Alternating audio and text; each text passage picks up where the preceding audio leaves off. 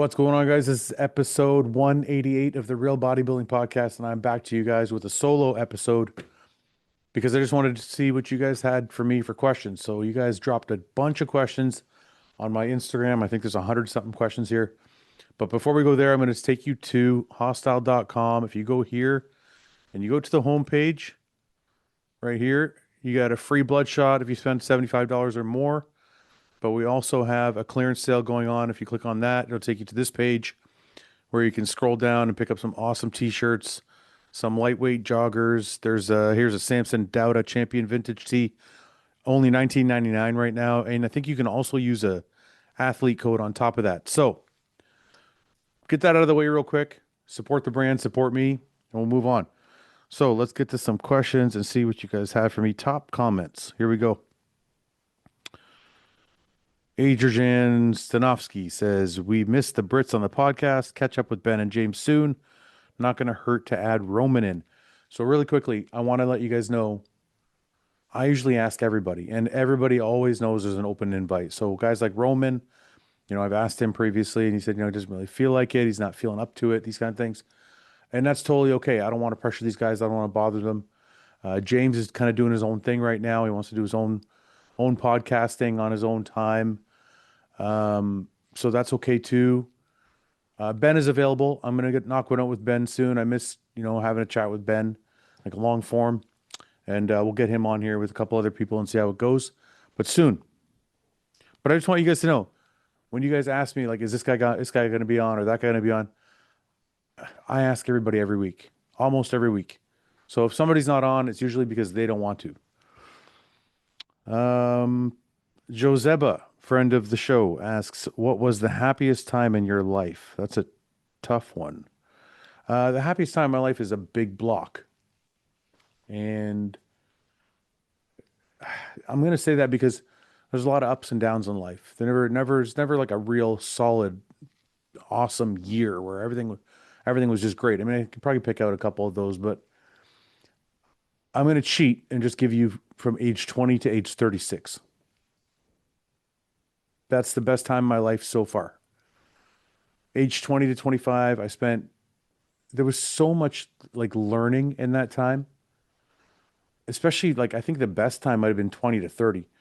It's just the learning. Learning, like when you guys start your bodybuilding careers, you don't understand how lucky you are until later on. That first time you pick up a weight, the first time you learn how to eat, the first time you take steroids, all of that shit is awesome. Like you start immediately, like your body starts growing, you start putting on muscle, you start getting stronger, you start meeting the gym bros, and you start learning the culture, and you start kind of getting into a rhythm of like how your body works, and it's just all learning, and it's all really, really fascinating at the time. You're just kind of fascinated with everything. Oh my God, new muscle. Um, oh, this food works better than that food. This drug made me feel like this. And no, it's not even on the bodybuilding side. Throughout that time, learning how to navigate contracts, from age 25 to 30, getting a bunch of contracts, learning how to negotiate them, learning what the pitfalls of those were, learning how to make money on social media, whether it be YouTube or, all those things came in from 30 to 35. I had to learn how to do all that stuff. And there was just a lot of learning in the 20 to 35 year period. And I met a lot of really awesome people. I became friends with Luke, and I became friends with Ian, and I became friends with John and Cedric and Samson, and like all these awesome people. Some of them still here, some of them not. And these guys all became really good friends of mine. And when I say that period, it's because the next chapter hasn't been written yet. Like the 38 to 50, there's going to be a 38 to 50, or I think a 38 to 48. So that chapter is being written right now, and I can't compare it yet. So far it's showing its qualities, but learning how to grow muscle, get on stage, get through contracts, social media, navigating all of that through my career was probably the best time of my life. Jugoff says N64, Xbox, or PS2. Quick answer. I don't know any of them. I'm a grown man. I don't play video games. Don't get pissed off because I said that. If you're a grown man and you play video games, it's cool. I don't play video games. I just suck at them. So I wish I played video games. Actually, like looks really fun, but it's not for me. Um, Elias Azaria says, "Do you watch MotoGP?" No, I don't. I wish I did. I love racing. I want to if I can get my arm back to normal. I have some track days set up on my with my bike. I would like to get some track days set up on my car. But it all just depends on this and how it goes. But I also want to watch, like learn. I want to learn something about racing, not just by doing it. I want to like start watching Formula One or MotoGP and stuff like that. But I don't right now. Evan at large says, "How is your recovery going? Hope all is well, brother." Evan, my recovery is hard. You know, the first thing, like the knee-jerk reaction I want to give you is my recovery is great. Everything's awesome because you don't want to whine and fucking complain to people. And I'm not going to do that. I'm going to try not to do that. But I do want to tell you guys the truth. It's very hard. The neck is pretty easy. I hate wearing this fucking collar. I've had to wear it every minute of the day, all day, every day for the last, I don't know, 8 to 10 weeks or whatever. And I still have another 2 or 3 weeks left. And this thing drives me nuts. It's fucking ugly. It makes me look like I have a problem, and I hate it. There's one thing that people don't think of maybe or haven't thought of. I obviously come from a very vain sport. The way you look, the way the muscles and the this and the that. And all of a sudden I've lost 30 pounds of muscle, gone, no more chest, no more shoulders. And then on top of it, you put this fucking gross neck brace on me I got to wear all the time. So there have been some real like learn how to live life in a different way moments for me. Um, the other thing is my left arm is still paralyzed. And I challenge any of you out there, if you really want to know how I feel, I challenge any of you out there to go through one full day with one arm. Like don't do anything, just everything you do it with one arm. Okay. And I'm telling you, you get a taste of how I feel. And you know what? If you do it, I would love if you guys like tag me in your stories, try and videotape it somehow, get your girlfriend to videotape it. Just stuff like really, really simple stuff that you wouldn't even think of, like tying your shoes. I got to ask the wife. When you put your warm-ups on or your whatever, your joggers on, and you got like a drawstring in the waistband, got to get the wife to tie it up. If I have to open a jar of something and it's too tight, the lid's too tight. Can't get it off with one hand. Usually, if I put it between my legs and try and unscrew it, I can't. I got to call the wife. Hey, can you open this jar of whatever for me? So it's just your independence is taken from you and you become very dependent. And luckily, I have a very beautiful, loving wife that is here for me and did not drop me because of an injury. She is stood strong with me through it all, and I can't thank her enough. I can't show her enough love in return. Um, but the days are hard, man. The days are really hard. The days are really hard. You wake up, sometimes you still don't believe it's something that's happened to you. And also the uncertainty is really hard. I don't know if my arm will return to a normal state. So I don't know, man. There's a lot of tough days where I wish I never made it off that mountain. You know, I hate to say that, but there are days when I feel like that, where it's like I just, you know, I wish that was it, and then I wouldn't have to deal with any of this stuff. But there's the other side of me that's like, I can take a challenge head on, and sometimes life throws things at you to see what you're made of and to see how far you can push. And I feel like this is one of those times. And instead of weeping and whining about it, I get up every day. I get showered up. I get my wife to help me put my shoes on. And I go to work and I still go to the gym. I'm not allowed to lift anything because of my neck, obviously. So I just do like treadmill, 50, half an hour to an hour on the treadmill every day. And I try and eat right every day. I limit the Uber Eats, obviously, because I think a healthy body is a recovering body. And yeah, I'm just doing the best I can to live every day as if I'm totally fine. And I get my rehab in when I need to, and I get my recovery in when I need to.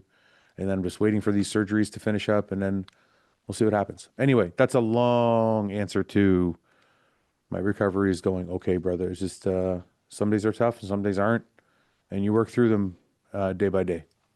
But I want to say that the love I get from you guys, the messages, the DMs, all that shit, that is that's real. Like it does help. I don't want you guys to think if I don't respond or if I just respond with like a heart or whatever that it doesn't mean anything. Like I read all your messages. I read all the comments. I read all your messages. It's rare that I don't get a chance to read everything. So I thank you guys for the love and support. All right, let's move on. Um, Joseba again says, what do you miss and not miss about being 300 pounds? Okay, I'll make this pretty easy. The only time I miss being 300 pounds is in the gym. When I'm in the gym, I miss that sheer pump and volume and strength that comes with being a 300-pound fucking freak. It's an amazing feeling that I cannot explain to anybody. It's something you just have to be and feel yourself if you can get there. It's amazing. I don't, however, like showing off, so I don't like going to the grocery store, going to the mall. I don't like living life outside of the gym at 300 pounds. That part sucks. The 300 pounds in the gym is amazing. So that kind of answers your question on both sides of things. What I don't like about it is every other thing in life. I can't fit into a sports car. You look like a donkey riding a motorcycle when you're that big. You just, um, it's hard to live life like that, unless you own it. Some guys like want to wear a tank top to the grocery store and show off their 25-inch arms and shit. That was never me. For me, it was just for the stage. So, yeah, for me, it's an in and out of the gym love. Um,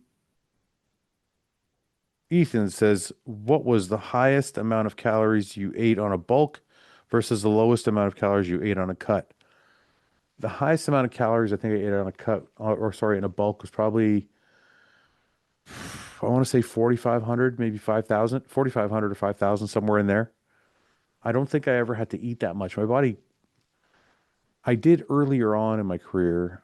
I still, the highest by the time I was eating around 45 or 5,000, I had already put on so much muscle that I didn't have to eat too far past maintenance to uh, kind of put on a little bit of weight. So I think what the question should be is how far past maintenance have you ever gone? Earlier on in my career, I think I'd eat probably 2,000 calories past maintenance, which just made me fat. But I think the most calories ate on a bulk was when I got bigger, I was 280, 290, and I was pretty lean at that weight. I was eating like 4,500 calories, maybe up to 5,000 calories a day. But that's about it. And on a cut, I think I was one diet when 2014 or 2013 or 2014. I think I was eating like 1,800 calories, and it was just killing me. But it worked. So I've gone all the way to the end on both sides to reach my goals. Sam says, what layer of lasagna would you be? The meat, the sauce, the pasta, or the cheese? All right, let's figure this out. So, in my opinion, the most important thing in a lasagna is the sauce. It's the glue that kind of holds it all together. The sauce goes with the meat if you're having just meatballs. The sauce goes with the pasta if you're just having just pasta and meat and sauce. The sauce goes with the cheese if you're having like matzo sticks. So the sauce kind of like holds it all together. So I think I'm the sauce. Ian's the meat. He's a big fucking meatball. That's for sure.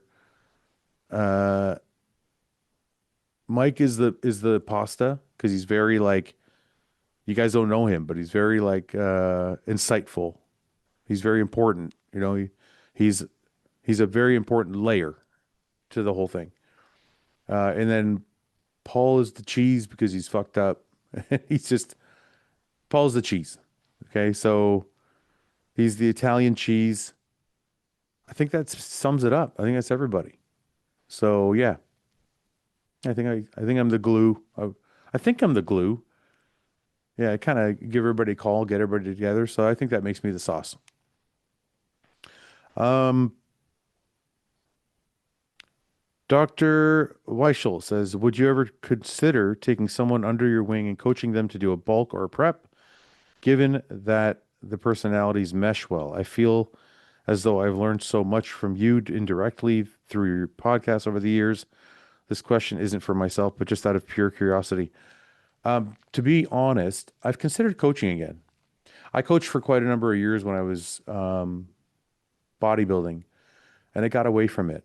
But I really love teaching people, and that's partly why, a big reason why I do the podcast, because I feel like I can teach a lot more people this way than like one-on-one in a gym somewhere. So I can teach you, or I can bring people on that teach you. Either way, to me, I'm facilitating a way for you guys to learn.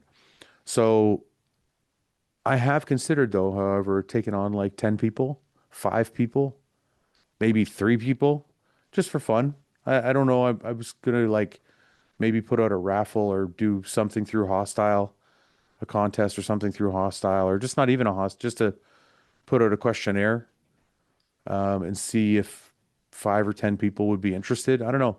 Maybe if you guys want to comment below, whoever might be interested in that kind of thing. If I don't know if you are, are you guys interested in having me coach you? I don't know. You'll be bulking a lot. You'll be eating a lot of pizza. No, I'm just joking. Um, I expect a lot out of my athletes, and I don't. There's not a lot of. It's not fluffy, man. It's pretty straightforward. It's going to be old school. Yeah. I just don't know if people want that kind of thing anymore. So yeah, comment below. Let me know. Why do I get questions like this? Why can't I get real questions? If Paul and Summer switch bodies, who do you stay with? The fuck what's wrong with you guys? Um, Glute Synced Hammies 50 says, "What's your thoughts on peptides?" I think some peptides are really valuable. Actually, I think all peptides are really valuable. Like, listen, with Merrick Health, they provide me with a lot of my peptides, and I trust them obviously more than anybody. And BPC 157, even though there's not extensive studies through rodent trials, it's actually shown a lot of really good science, especially on nerve regeneration. So, and anecdotally, through the bodybuilding industry, most people that use BPC 157 are showing really good signs of recovery and healing when they have tears or anything like that. So, BPC 157, TB 500, those are two really big ones. Retatrutide, I don't use a lot of anymore ever since the accident, but I was using it before the accident, not necessarily to just help with hunger, but also because it kind of comes at you from two other angles as well. And one of them is, I believe, helping your body process carbs, which was a big one for me because I'm pre-diabetic, so I wanted that aspect of it, which is a big deal. And then there was another side to it too that I can't remember. I'm sure somebody in the comment section will fill me in. But retatrutide was a big one I was using. And I remember, look, things like IGF are legitimate growth hormone, obviously. These are peptides. And then things I was using to help me eat when I was bodybuilding, GHRP6. I'm not sure how far advanced now. I haven't used peptides in a long time, but I'm not sure how far advanced from that we are now. But no, I believe in peptides for sure. There's a place for them. Um, Alicio says, when running orals, Anavar, for example, do you take them only on training days or all week? If only on training days pre-workout, would it make a difference if a person trains 4 or 6 days a week? Thanks in advance. Personally, I only take them on training days. I don't take Anavar on non-training days. However, when I'm in prep, I take them every day. So if I'm in prep and I'm getting ready for a contest and I'm supposed to take Anavar, if I'm supposed to take 20 milligrams in the morning, 20 milligrams in the evening, or whatever, not midday, I'm going to take it every day if I'm in prep, no matter what. If I'm in the off season, I usually take my orals only on training days. So if I'm training 5 days a week, those 2 days off, those are right off. I don't take orals on those days. I usually take my orals an hour before training. And that's when I feel like you get the best spike after taking that oral. Um, Bartosi519 says, who do you think is winning the Olympia? I'm going to tell you guys this, and it's a secret between me and you only. I got a video of Samson today that is going to blow your fucking mind. If they can bring, if they can bring what I saw today in a video to the stage, it's over for everybody. There's, and I know you guys, I know what you're thinking before you say it. Fuad's biased. Samson's his athlete, blah, blah, blah. Samson's his friend. I'm telling you guys, this is what everybody's been waiting for. And when I saw it, I was like, that's it. That's what everybody wants. And you're about to get it. As long as there's no issues with the peak or anything else, as long as what I saw ends up on stage, it's all over. I know how big Nick is. I know how good Derek is. I know how good Hottie is. What you've all been waiting for is coming. So, make what you will of that. Uh, what's something that isn't talked about enough in the bodybuilding world? Health. I don't think health is talked about enough. I think there are elements in the fitness world where there are some really, really good commentaries on health and eating the right things and keeping your digestion in track, getting blood work. I think specifically in the bodybuilding world, it does not get I'm always trying to talk about blood work. And I know I sound like a broken record sometimes, but I'm telling you, man, when you're younger, it's the only way to really track your progress. And it's not even your progress. It's the only way to track your health and to make sure that you are on the right track or you've gone or you've veered too far off that path. If you veered too far off that path and you're not getting your blood work done, you're not going to know. It's going to be too late by the time you do know, which is what happened to me. Now, my kidneys all of a sudden have made a remarkable comeback. And it's not by fluke. I lost almost 30 pounds of muscle overnight. And what that did for my kidneys was give them a massive break. So even though this motorcycle accident has fucked me up in some ways, I think it saved my life and extended my life in some other ways, which is crazy. It's crazy how that works, right? But uh, if I didn't have that, my kidneys would still be on a downward trend. And that's all because I didn't get my blood work done early enough.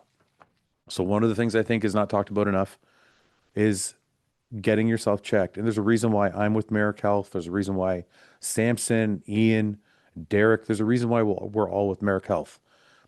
This is the company we trust. Because when I go get my blood work done, okay, if you pay for a basic, $108 for a basic blood work, you're not going to get what I'm talking about. But if you pay the $200 or $300, whatever it costs to get the full blood work panel done, you're getting blood work markers checked on your heart, your kidneys, whatever, from so many different angles that you can't miss anything.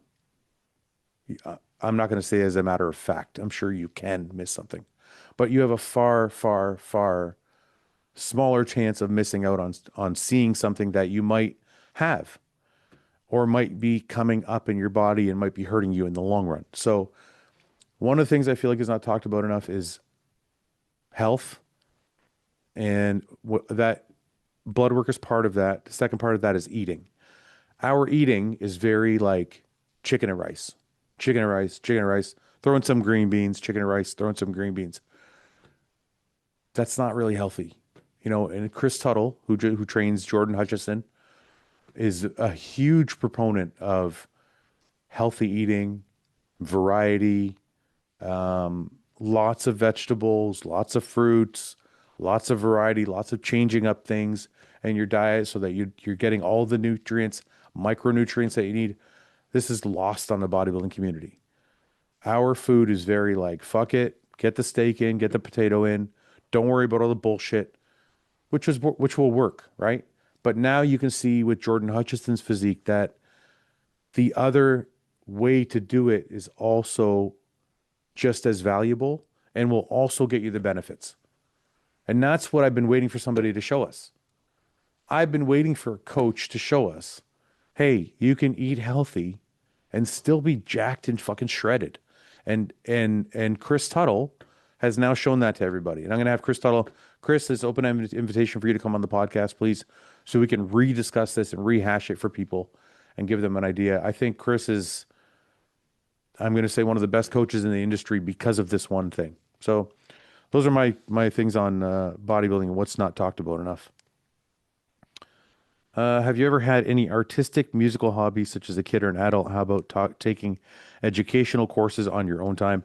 I love the drums. I have a drum set in the other room. I don't play it enough, and I didn't ever take a course or have somebody come teach me, but I want to, and I haven't given up on that yet. And it is something I want to pick back up because I think drumming is the coolest fucking thing. Guitar is cool, all that shit. Bass players are cool. All that's cool, but drumming is like on another level for me. So one day, no question, just a salute. Thank you. Salute. Slim X Fit. The Zachariah, maybe. Would you consider hiring an editor to take clips from BroChat and post them on another platform such as YouTube? I think this would be great. Yes, I would. If there's an editor out there that's interested in working with me, and taking shorts and putting them on my YouTube channel and cutting everything up, message me, DM me, and we'll talk. How do Canadians get access to Merrick Health? They don't just yet. I apologize. For people who are confused by that, I have access to Merrick Health because I crossed the border to go to LabCorp and do all the stuff that requires me to work with Merrick Health. I have an address over there because of the company, because HOSSTILE is an American company. So I have access to Merrick in that way. I don't know if they would do that for everybody. So I apologize, but it's just an American company as far as I know right now. How common old school B? How common was off-season cardio for you when competing? Not at all up until the end of my career. The whole bodybuilders are dying, let's not die, and let's get a little bit healthier thing started near the tail end of my career. So around age 33, maybe 34, that's when I started doing cardio in the off season. You said cardio and competing. When I was competing, I was doing 2 hours of cardio. Like when I was getting ready for contests, my cardio might go as high as 2 hours of cardio a day, an hour in the morning, an hour in the evening. I had no problem doing that. I'd crush that shit on the step mill every day. And for those of people who say that's not needed, I disagree with you vehemently. There's a texture thing that happens to your skin when you're doing that level of cardio, and it's incredible. And I never got it without doing that level of cardio. So Yes, I believe wholeheartedly in cardio off season and pre-contest. Off season, two, three times, well, three, four times a week, half an hour at least. Pre-contest, whatever your coach tells you to do, but I liked a lot of it. Um, Scott Wild, 1992 says for max results, one working set Yates approach or 25 sets Cutler approach. Did you try both? Um, when you say one set Yates approach, I can say I tried that if you're including all of my warm-up sets. Like I might go in and do 80-pound dumbbell, 100-pound dumbbell, 120-pound dumbbell, 150-pound dumbbell. 150-pound dumbbell for 8 to 10 might be my max. There's some years where I might have only done that once. That was the failure set, and I would move on to the next exercise. But even in that, Yates never did. Yates did one set per exercise. So yeah, I think I kind of did something similar to that. But I would say that I liked Jay's style of training more. One solely just because I enjoyed it more. I like getting in there. I like getting sweaty. I like doing like, three, four failure sets. Not ultimate failure. They're like, I gotta tell you this. There's different levels of failure, if that even makes sense. When you're doing a Jay Cutler thing, you're like failure, but not gun to your head failure, right? You probably got a couple sets in there somewhere or a couple reps. When you're doing Yates failure, you're like gun to your head. This is all I got. Whatever. I prefer the Yates style. I think it volumizes the muscle more. I know that's not a popular thing right now. I know people don't believe in the pump as much. I know people think hypertrophy is 100% built with mechanical tension, and it's not. It's mainly built with mechanical tension, but the pump does matter. And I do look, I can see with my own eyes the difference in physiques that do high volume versus low volume. I like the high volume approach personally. I like the way it feels, I like the way it looks. Uh, I'm a high volume guy through and through. Um, Rex Brandelius 28 says, "What have been the main challenges of only being able to use one arm?" Oh, well, again, like I said, tying my shoes, tying my warm ups, like tying my pants up. Opening stuff is a huge one. Like, they give you medicine bottles, right? The medicine bottles in the US that you get from CVS are like the ones that you compress the top and twist the top off. Well, you usually use your other hand to hold the medicine and then you compress the top and twist it. Well, I don't have another hand. So I've been having to modify it. Like I have to look for a surface around the kitchen where I can like stick the bottle so that I can press it open. Or in really desperate measures in my car, I put the bottle in my mouth and I twist the top off. Um, Opening things has been a fucking bitch. Like opening a bottle of water. Like sometimes if you try and open a bottle of water, if you can't like, you can probably put it between your legs and open it. But then if you open it too much, then the top pops off and you get water all over your pants. So it's like, I'm telling you guys, I swear to you, just take a fucking day and try and just do everything with one arm just so we can like relate to each other. Um, Josh Lebanon says, "Why is gear still illegal? I find it strange how an entire sport can be built around something that is technically illegal, making it all the athletes criminals in a way. But the legality is just never discussed, really. It's just accepted. Well, it's illegal, but it's not illegal to possess. Like, or I don't know. I think in the States it is actually. I'm sorry, I'm in Canada. Yeah, I don't know, man. I don't know. It's just it is a weird thing, but it's not just bodybuilding. Look, steroids are in every single sport, every sport. UFC, football, baseball, hockey, basketball. Steroids are in every single sport, probably to a large amount. And it's just accepted. These are just sports. Like this is just what happens, right? As long as you, but I like it. I wish it was legal, right? But I like the way it is now. It's like as long as you're not fucking bothering nobody, as long as you're not dealing shit and fucking with people and like being crazy, you can just be left alone to do what you want to do, which is cool. Um, how does your Canada insurance cover you in the US or does it not? I'm assuming you mean because of my accident.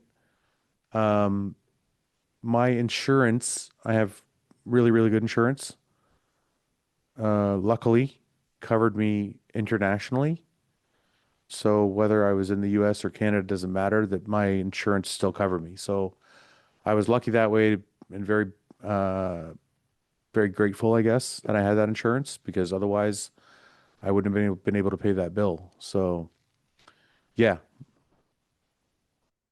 All right, guys, I think this is the last question. We'll go from Cameron Gage. Cameron Gage says, what do you consider to be your life's biggest accomplishment? I think this podcast.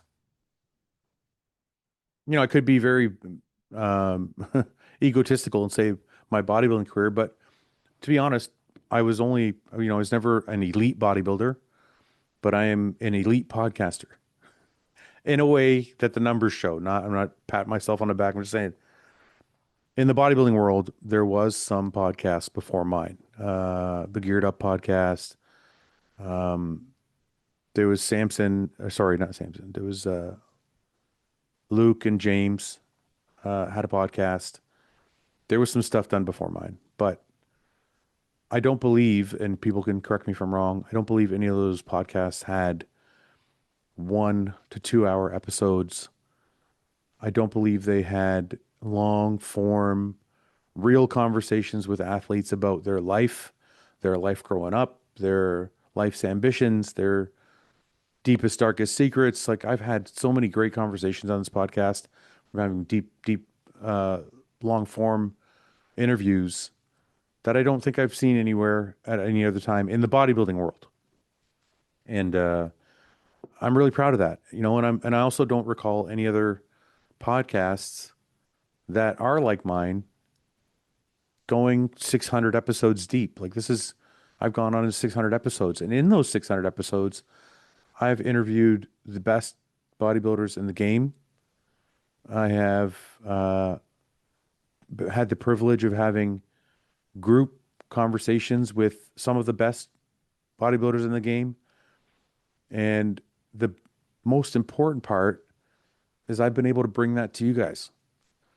This podcast, it means everything to me because not only is it the first of its kind, like really, but it is